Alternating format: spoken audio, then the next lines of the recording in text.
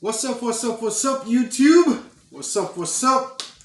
You know, I'm here with another video, guys. As you can see the title of this video, Why I Left Rail. I'll be back. If my videos are helpful to you, when signing up, you could use me as a referral. My driver code is JOHX. Thank you. Are you kidding me? So, I've been gone for a minute. Now I'm back with a jump off. Y'all know the deal. So I'm here with another video, guys. As you hear, please like, share, subscribe to my channel. If you have subscribed yet, please subscribe, like this video. You know what I mean? I saw some new subscribers. We welcome you to this channel. Yeah. So I've been gone for a minute. I've been busy, guys. It's a lot going on, you know what I mean? So I just wanna hop up in this and go in front of my camera to let y'all know, talk to my people, talk to my family, to let y'all know where have I been, what have I been doing, and why I leave rail. So I'm actually home right now. But I'm not just home laying down in bed. I'm actually putting stuffs together.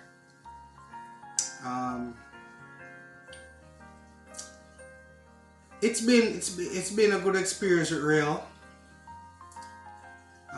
When I just started, I think in July. When I just started in July, I started July the 15th. And from there on, I was working with rail.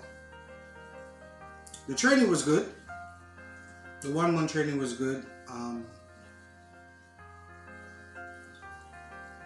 The over the road training was good with my over the road trainer. Phase 2, that was good. My phase 3 was good. I was doing solo for a couple months until a couple weeks until I do my I did a close quarter in like 19 days after, and sorry, from there that was good, and I've been doing good so far. A little, you know, mishap back when I just started my solo, and you know what I mean, I got over it. Been late for a little loads because of the time and the calculation. You're gonna experience that when if you just get your truck, you just start your solo. There's gonna be a lot of stuff that you're gonna learn by yourself. You're not gonna learn everything with your phase 2 trainer. So certain stuff, some of the stuffs you gotta learn on your own, and that's by experience. So yeah, gradually when I was doing my solo, I was doing good and I mastered it. After my 6 months in 60,000 miles, I called my fleet manager. I asked to become a trainer. I become a trainer, did the course, all of that. So, kind of, I was a trainer at the time for like 5-6 months, something like that. 5 months. 6 months, something like that. So, what happened really, I was looking into, after I finished my 120,000 miles, I want to do something different. So, I actually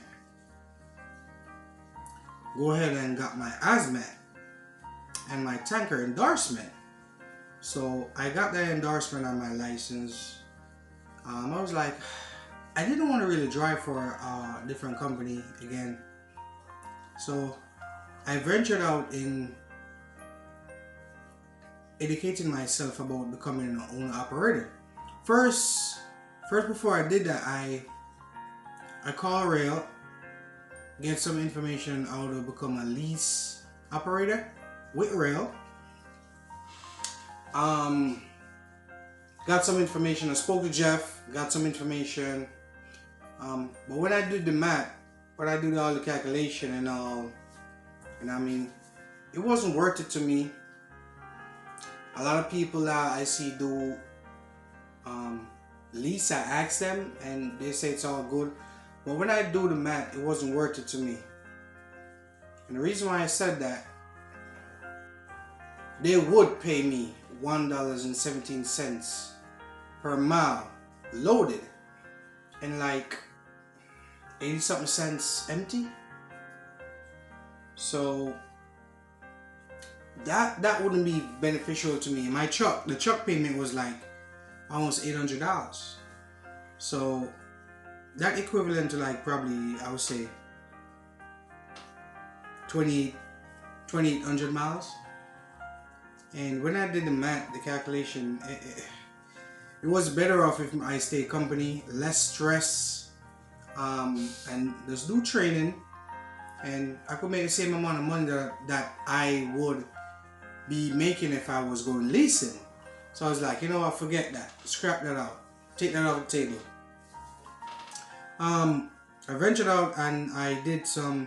All right, not saying that it won't work for you. So don't listen to what I'm saying and listen to my experience and think, oh, it won't work for you. Because a lot of people it work for them, but it doesn't seem like it would work for me. So I didn't bother with it.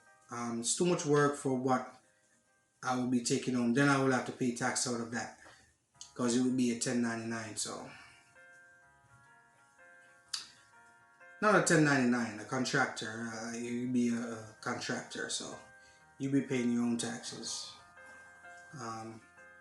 Yeah, 1099, same thing. So yeah, I started looking into leasing into other companies like VL, Prime. You know what I mean? Those two companies I called up, and Prime leasing is trash. VL leasing was good. But then I said, you know what? I'm gonna venture out and do my own stuff. So I got some education on becoming an owner operator. And that seems better to me, and that's what I venture out, and that's what I did. Apply for my MC number, my USDOT number, and now I'm an owner operator. My authority is active. I'm not gonna go deep into my authority, and I'm gonna do a separate video for that. But yeah, I'm actually an owner operator. Of my own authority, so that's what I've been doing since I left Roehl, since the past 2 weeks. I haven't worked since though, so I got some money saved up. Then whatever I had to do to get the rest of the money, I did what I had to do legally, and yeah, that's where I'm at right now. So Roehl, to be honest with you guys, Roehl is not a bad company. If you're a new driver, you're listening. If you're a potential driver for Roehl, if you're interested in the Roehl and you want to go to Roehl, Roehl is a good starter company to get you into the game, get your license. You know what I mean? Train you well.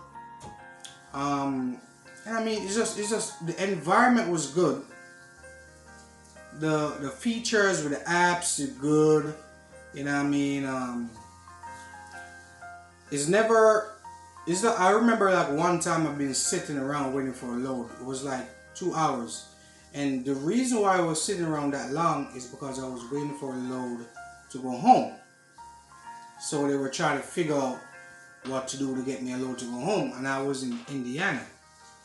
So I never normally sit around. So I'm always busy. So just to let you know, it's a good company, good starter company. Give you your license, employ you as soon as you start your training. $500 a week. When it comes down to the fleet managers now, I had a fleet manager When I finished my phase 3, I got a fleet manager, I forgot her name, and then they transferred me to Kyle. I don't know, I don't think some of y'all will know Kyle right now because he's in customer service. He was my fleet manager for a while, for months. And to be honest with you guys, he was a good fleet manager. I think they should transfer him back to be fleet manager, but I mean, I guess he probably more beneficial to be to the company being customer service, because he got that customer service and that communication with me. It was good, to be honest with you. It was perfect. Any changes, he always let me know ahead of time. I remember I was getting like 2,000 miles a week, and I called him up. I was like, could I get some more miles? I was like, all right, sure, no problem. And immediately, the following day, I've been getting miles. I've been getting in my 2,000 change, like 2,800, 3,000 miles. You know what I mean? 3,200 miles and all that. I was like, wow. And while he was my fleet manager, he was good. He was good, to be honest with you. No, to my last fleet manager, I guess she was new, but she was all right. She was all right, but she was just like a fleet manager. And I mean, if you understand what I'm saying, she wasn't like getting to like. But how would I say this? She was just like sticking to the job. She wasn't friendly, making jokes, and you know what I mean? Like, I talked to other fleet managers and they're cool. There's another fleet manager there. He works on a weekend. His name is Joel, something like that. He's a good fleet manager as well. He's pretty cool. You know what I mean? The way how he do stuff, he's pretty cool. But the fleet manager that I had, the last one, she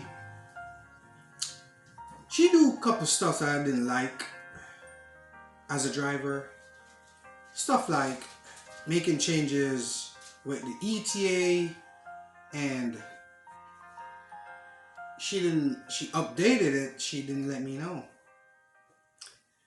That's one of the issues that I got. I remember a couple weeks before I left, me and my trainee was in the truck. I think we should deliver the load, I think it was 11 o'clock. And we started early in the morning. As soon as our 10 hours was up, we started, I think it was like 4 in the morning.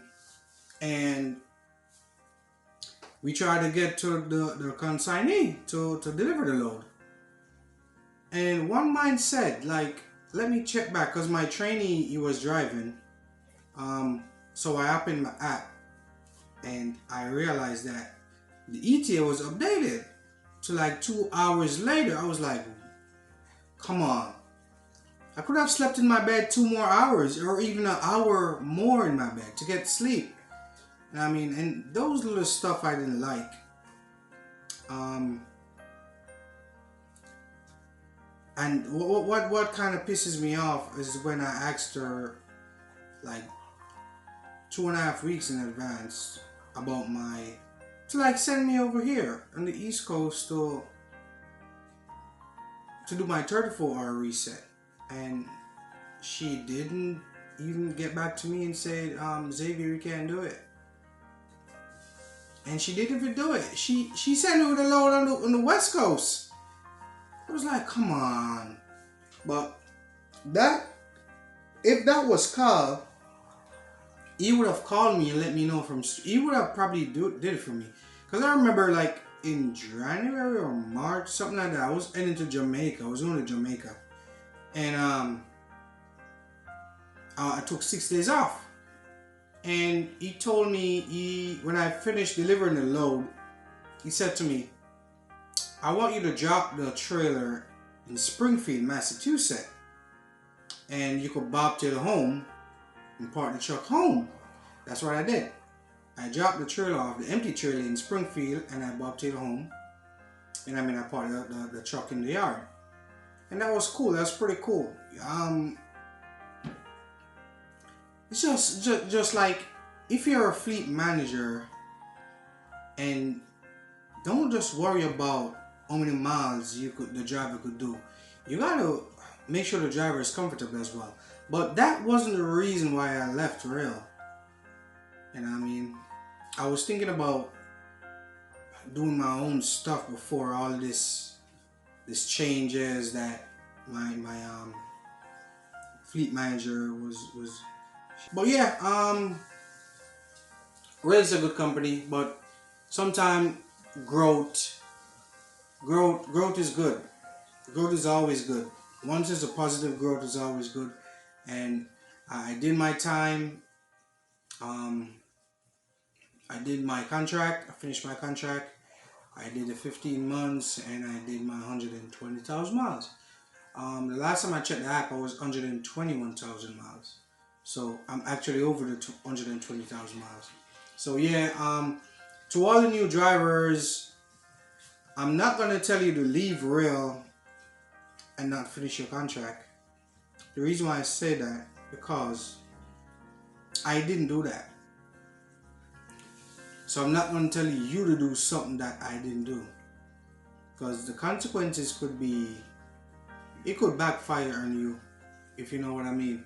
Like, you being up with that $7,000 check. Not check. A $7,000 bill. Wish it was a check. So you end up with that $7,000 check. I mean, bill. And that will be on your credit. And you got to pay it off. And it would be bad for you to, like, on your record, if you applying for a different job, they'd be like, oh, he's a job hopper. You know what I mean? You wasn't loyal to your company because you leave without finishing your contract, and that could use against you.